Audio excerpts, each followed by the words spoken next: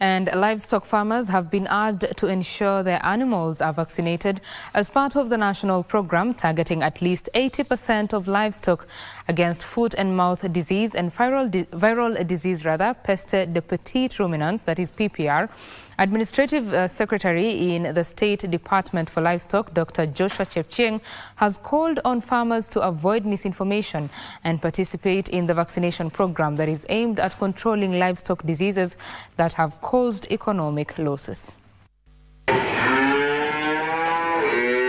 The government has embarked on a nationwide livestock vaccination campaign targeting 22 million cattle against foot and mouth disease and immunization of 50 million sheep and goats. The move, spearheaded by the Directorate of Veterinary Services in collaboration with county governments, aims to prevent the spread of these diseases and ensure compliance with international trade standards.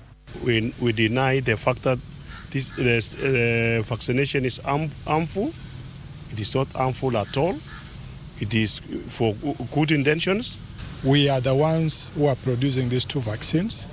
And for foot and mouth disease vaccine, because this is the one that has raised a lot of issues, I want also to mention that in Africa, we are the leading vaccine manufacturer for foot and mouth disease. And this vaccine, we are not just producing for the country, but we are also producing for the whole of our region and Africa as a whole. They argue that the previous outbreaks have severely impacted the dairy sector by reducing milk production and triggered export bans, thus the necessity to safeguard livestock health and productivity. Devastates the dairy sector in terms of reduced milk production. In addition, to control the disease, there is a imposition of movement controls, quarantines, that disrupts markets. So you can see the consequences of an outbreak of foot and mouth disease.